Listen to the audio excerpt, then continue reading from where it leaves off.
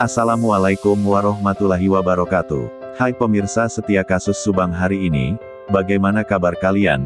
Insya Allah pasti sehat semua.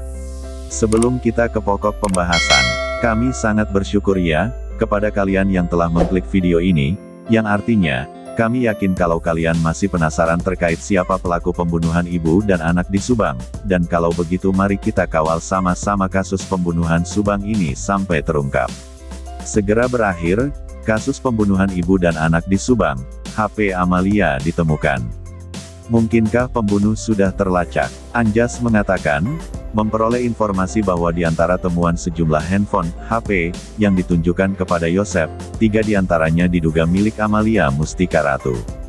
Kabarnya, kata Anjas, salah seorang kuasa hukum dari Yosep, yaitu Dede Nasution, memberitahukan bahwa HP milik Amalia Mustika Ratu sudah ditemukan.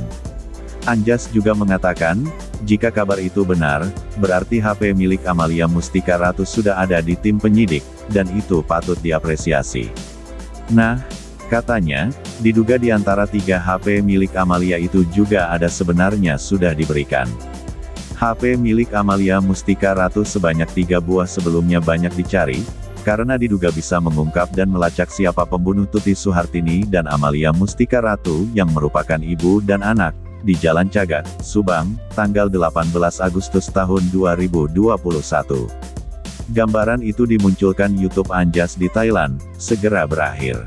HP Amel berhasil ditemukan dan dipulihkan, diunggah Minggu, tanggal 28 November tahun 2021. Namun, katanya, jika ada pertanyaan, apakah dari HP itu bisa terlacak siapa pelaku, yang membantu, atau pembunuhan? Jawab Anjas, sangat bisa sekali. Bisa dari petunjuk siapa yang melakukan aktivitas komunikasi terakhir, atau mungkin ada foto-foto dan video dalam HP tersebut. Bagaimana jika sudah dihapus oleh pelaku? Dijawab lagi, bisa dikembalikan ditampilkan lagi foto dan video tersebut. Anjas menyebutkan, dari sumber istimewanya, hanya bisa melacak itu hanya ketika HP itu masih diaktifkan pada pukul 7.38 waktu Indonesia Barat.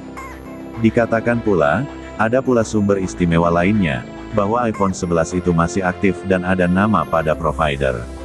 Anjas juga mengatakan soal keterangannya terdahulu, bahwa salah satu HP milik Amalia itu berada pada suatu koordinat masih di Jalan Cagak, dirinya mengatakan itu baru sebuah dugaan. Dengan perkembangan terakhir, Anjas juga berubah analisa, dari semua mengira pelaku pembunuhan ibu dan anak itu seorang yang profesional, ternyata diduga bukan orang profesional. Mengapa demikian? Menurut Anjas, dilihat dari sejumlah keteledoran soal HP milik Amalia. Ada dugaan, katanya, salah seorang pelaku pembunuh ibu dan anak itu, kemudian menyalakan HP dimaksud, sehingga seluruh message masuk. Nah, dengan ditemukannya HP milik Amalia Mustika Ratu, bisa jadi pengungkapan kasus pembunuhan ibu dan anak di Subang itu bisa menjadi tinggal menunggu hitungan, ujar Anjas.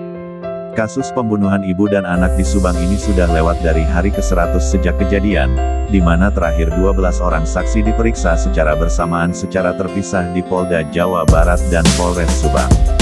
Sebagai kilasan, Tuti Suhartini dan Amalia Mustika Ratu ditemukan tewas pada bagasi mobil Toyota Alphard pada garasi rumah di Kampung Ciseti, Jalan Cagak, Subang, 3 bulan lalu. Yosep adalah pendiri Yayasan Bina Prestasi Nasional yang menaungi 2 buah sekolah di Serang Sari, Subang. Tuti Suhartini adalah bendahara yayasan, sedangkan Amalia Mustika Ratu adalah sekretaris yayasan, sedangkan Yoris adalah ketua yayasan.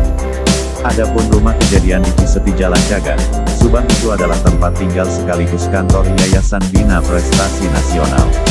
Lokasi antara kantor yayasan dengan sekolah yang dikelola, masih satu jalur lintasan tersebut, yaitu antara Jalan Cagak dan Serang Panjang yang merupakan rute Subang ke Purwakarta.